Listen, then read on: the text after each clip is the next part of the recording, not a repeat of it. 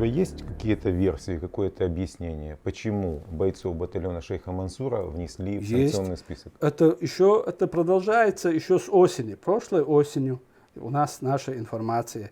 Со стороны России, спецслужб российских, зашли какие-то деньги сюда.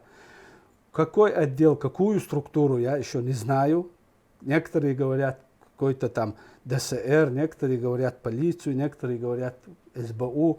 Я не могу утверждать, куда эти дошли и кто, на каком уровне, кто их взял. Но они должны отрабатывать эти деньги. Заказ у них такой. Вот вам деньги, и вот эти люди. Обвиняйте их в чем хотите, и выдворяйте их, выдавливайте их с территории Украины. А дальше мы с ними разберемся. Это заказ ФСБшный, и кто его выполняет тут. Пусть вот над этим пусть работают эти органы, чем собирать эти сплетни и писать про нас какие-то там недоказуемые вещи. А если есть доказательства и есть конкретное что-то, пожалуйста, обсудим. Выдавливать, ты употребил слово выдавливать, это означает выдавать в Россию или не обязательно, просто из Украины? Ну, желательно в Россию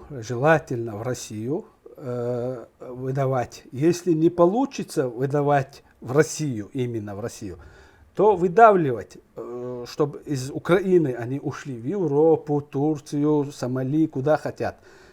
Для чего? Чтобы очистить площадку Украину для своих людей, которых засылаются. В этих списках были изначально очень много людей, из какие-то там сомнительные и подозрительные. Сегодня уже их нет в этих списках. Это сторонники, засланные оттуда. Это их работники. Почему-то их уже сняли с этих списков.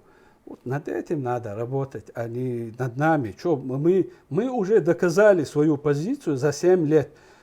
Хотите еще дальше, давайте, смотрите, наблюдайте.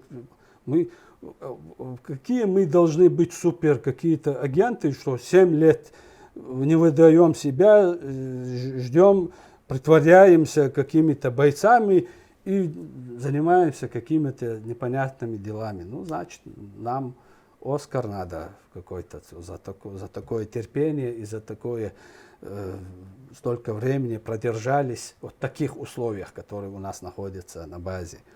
То есть я правильно понимаю, что цель тех, кто организовал это, заменить чеченцев, которые воюют с Россией на стороне Украины, на каких-то других чеченцев? Или речь идет о чем-то другом? Да, вот на тех, которые подчиняются России, они давно пытаются через криминальные своих элементов установить свою власть. С территории России эти воры, там, авторитеты, смотрящие, как их называют там по-разному, они звонят своим людям, решают тут свои проблемы, какие-то проворачивают свои дела, и отсюда эти деньги везут туда. С СБУшниками на эти темы мы много раз говорили.